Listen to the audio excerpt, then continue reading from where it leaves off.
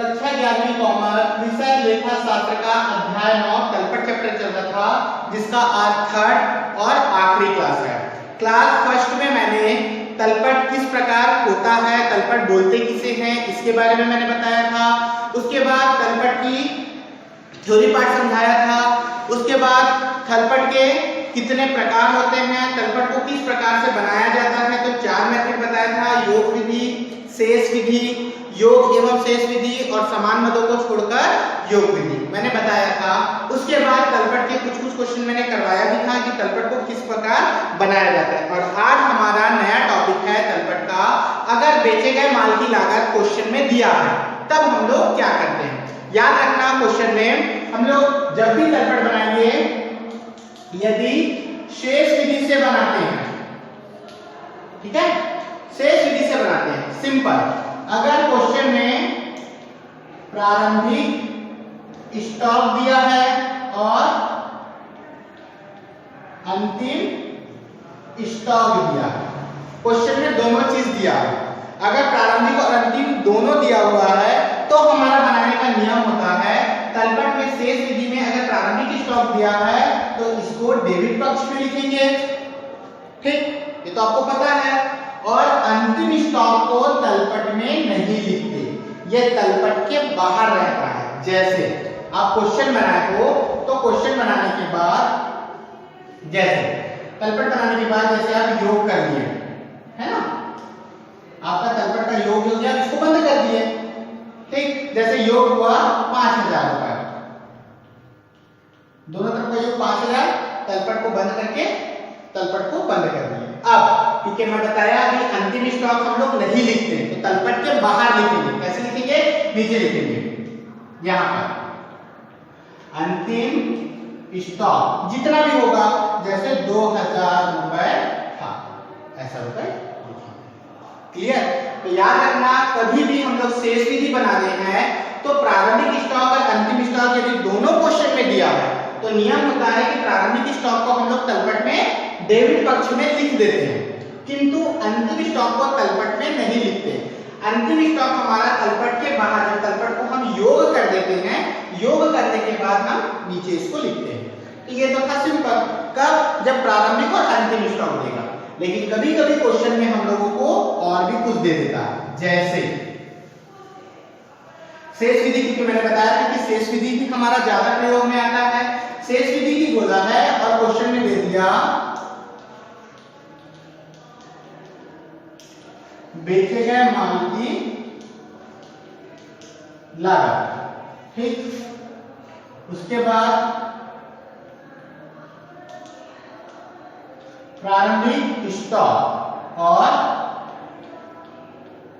अंतिम स्टॉक तीनों दिया हुआ है, ठीक है।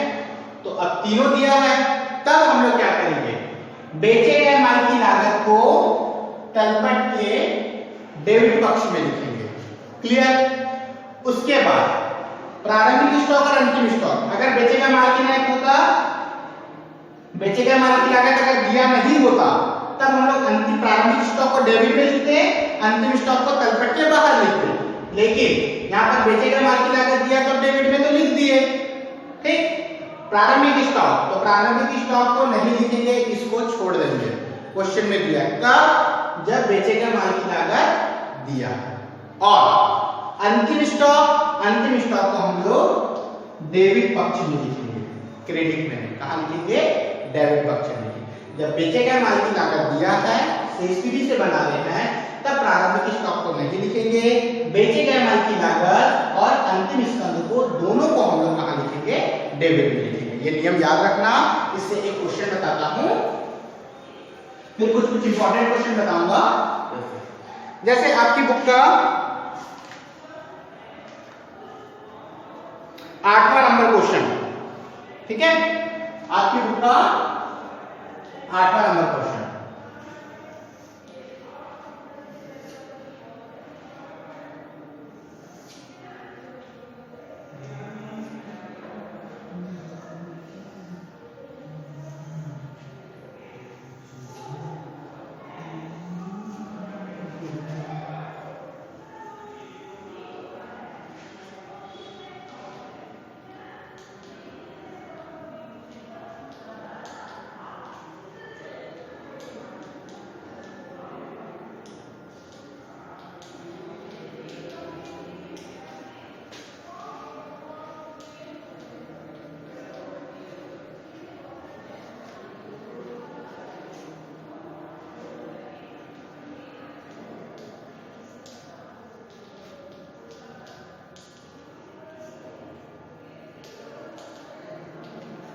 ठीक, तलपट बोला है, तलपट बना रहे हैं।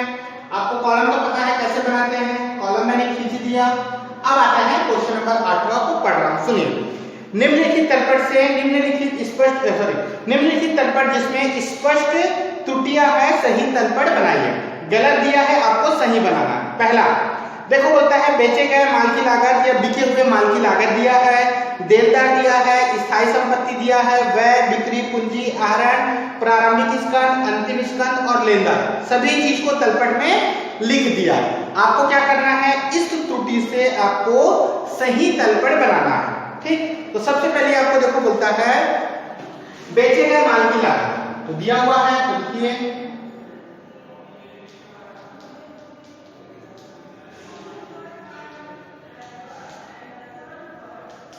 बेचे गए माल की लागत में बताया था डेबिट में लिखते हैं, तो कितना रुपए लिखेंगे, 1,50,000 हो गया। उसके बाद देनदार दिया हुआ है कितना रुपए, तो देनदार आपका 60,000 देनदार संपत्ति है, इसको डेबिट में लिखेंगे। उसके बाद देखो स्थायी संपत्ति दिया है, लिखिए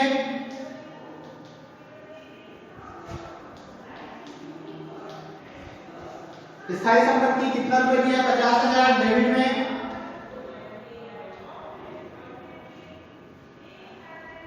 ठीक, उसके बाद व्यय दिया हुआ है कितना रुपए, 20,000, व्यय हमेशा डेबिट में आता है, डेबिट में लिखिए।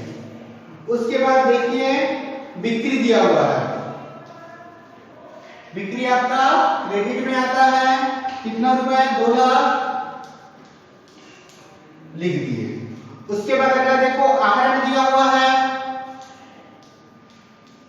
आहरण क्या लिखते हैं, डेबिट में लिखते हैं, तो आहरण लिखेंगे डेबिट में 1,000। उसके बाद प्रारंभिक स्कंद, मैंने अभी बताया क्वेश्चन में अगर बेचे गए माल की लागत दिया है तो प्रारंभिक स्कंद को नहीं लिखेंगे, तो प्रारंभिक स्कंद आपका कितना दिया हुआ है, 60,000, तो लिखिए सॉरी प्रारंभिक स्कंद 60,000 दिया है, छोड़ दो। अंतिम स्कंद को डेबिट में लिखते बताया, तो लिखिए अंतिम स्टॉक, तो अंतिम स्टॉक कितना रुपए दिया हुआ है, 40,000, तो अंतिम स्टॉक 40,000। ठीक है, उसके बाद देखिए पूंजी दिया हुआ है कितना रुपए, 91,000, तो पूंजी हमारा 91,000। और लेनदार दिया है 30,000, तो लेनदार हमारा 30,000 दिया है, तो 30,000 लेनदार लिखो। लेनदार आपका दायित्व है तो क्रेडिट में।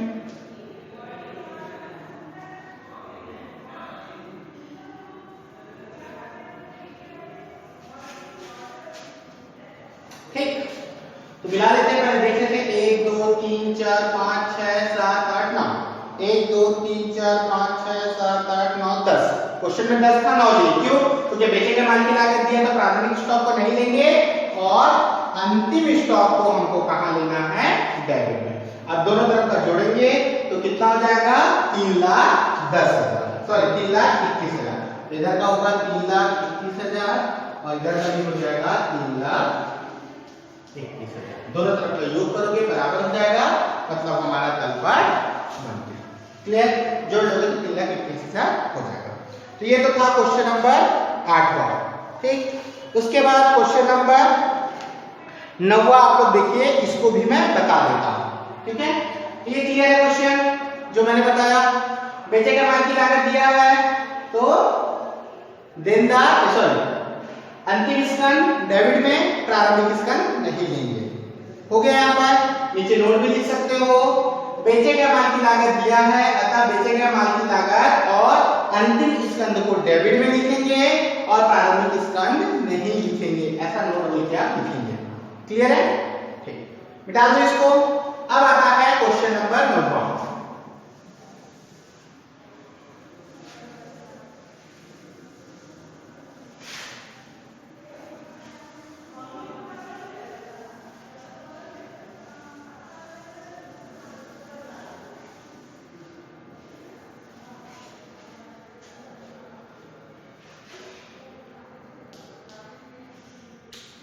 क्वेश्चन नंबर 9 देखो, होता है श्री प्रशांत की खाता बही 31 मार्च 1998 को दिए गए प्रत्येक शेष के दोनों पक्षों के योग से तलपट उतने प्रकार के तलपट जितनी आपकी जानकारी में है।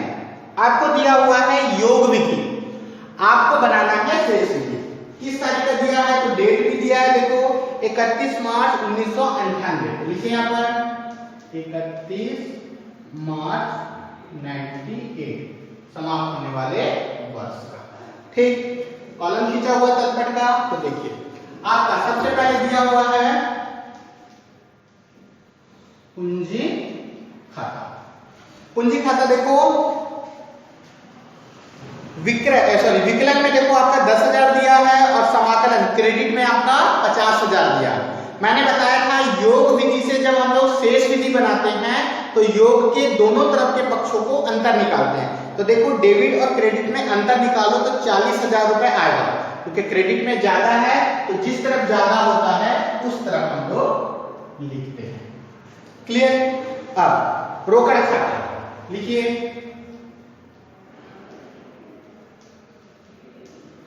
रोकड़ खाता तो देखिए 12,000 और 4,000 कितने का अंतर, 8,000 का डेबिट। उसके बाद अगला दिया है बैंक खाता,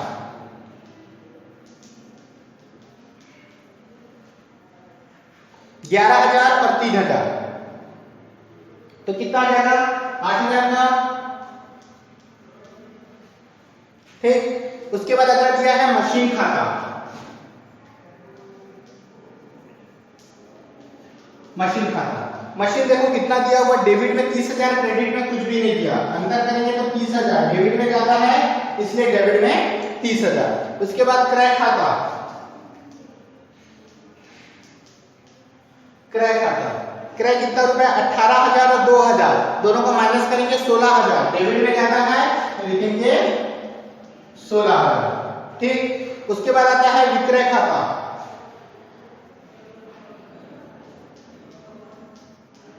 विक्रय खाता। विक्रय देखिए आपका डेबिट में कुछ भी नहीं दिया है, क्रेडिट में 27,000 दिया है, माइनस करेंगे तो 27,000 आएगा, क्रेडिट में ज्यादा है इसलिए क्रेडिट पक्ष में लिखेंगे। अगला देखो बोलता है मोहन का खाता,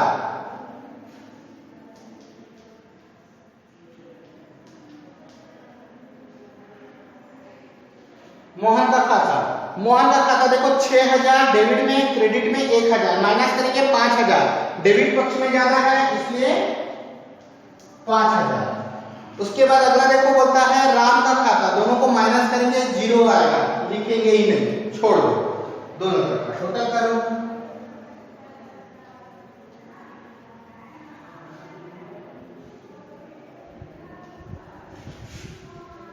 ठीक, तो कितना हो जाएगा 67, इधर का भी जोड़ लो, इधर भी हो जाएगा 67। ठीक, दोनों तरफ का हो गया, मतलब आपका क्वेश्चन सही है। तो ये क्वेश्चन नंबर 9 था। 10वां नंबर क्वेश्चन आप लोग बना लेंगे, सेम वैसी क्वेश्चन है। क्वेश्चन नंबर 11 और क्वेश्चन नंबर 12 ये आप लोग ट्राई कर लेंगे शेष विधि से।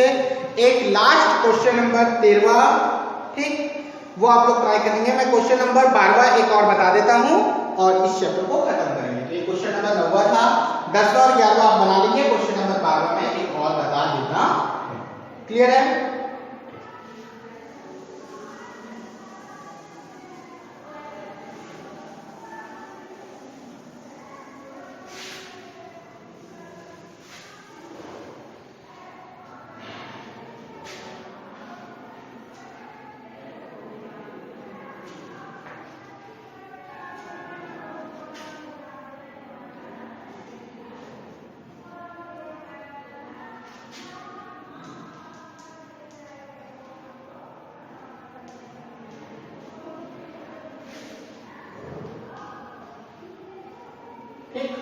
देखिए निम्न होता है बसंत ब्रदर्स का निम्न शेष से 31/12/2006 का तलपट बनाइए। 31/12/2006 समाप्त होने वाला तलपट बना। चलिए क्या क्या दिया है उसको देखते हैं और पुट अप करते हैं। तो सबसे पहले दिया है पूंजी 40,000। ये आपको पता है पूंजी कहाँ पे जाता है, तो पूंजी हमारा क्रेडिट में लिखते हैं अपन 40,000 लिख दिए। अगला देखो होता है फर्नीचर। फर्नीचर हमारी संपत्ति है तो फर्नीचर हम लोग लिखेंगे 8,000। ठीक, उसके बाद अगला देखो होता है व्यापारिक व्यय। व्यापारिक व्यय आपका व्यय है 12,200 डेबिट में लिखेंगे। ठीक, उसके बाद आता है बट्टा दिया। बट्टा दिया तो बट्टा दे रहे हो 1800 रुपए डेबिट में। उसके बाद देखो अगर होता है बट्टा प्राप्त, आपको आय मिल रही है, प्राप्त हो रहा है, इसलिए इसको कहां लिखेंगे क्रेडिट में 1600 रुपए। उसके बाद आता है क्रय 12,000 लिखिए। क्रय कहां पे आएगा डेबिट में तो लिख दीजिए 12,000 रुपए। उसके बाद देखिए विक्रय 20,000, तो जब क्रय डेबिट में लिखे हो तो विक्रय कहां लिखेंगे क्रेडिट में। कितना रुपए 20,000 हो गया। उसके बाद आता है रोकड़ लिखिए। रोकड़ कितना रुपए तो रोकड़ आपको दिया है 4,000। ठीक, उसके बाद देखिए भवन दिया हुआ है।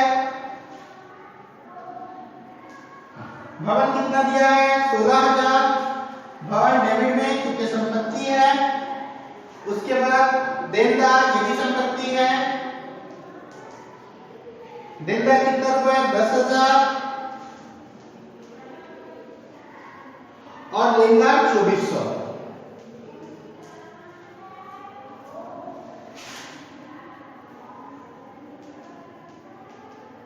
लेनदार। ठीक, उसके बाद दोनों पक्ष का योग कर देंगे, ये बराबर हो जाएगा। ठीक, तो दोनों तरफ का जब योग करेंगे तो आपका 64,000 रुपए आएगा। ठीक है, 1600, 2400, 4,000, 40 20 60, तो 24 64,000।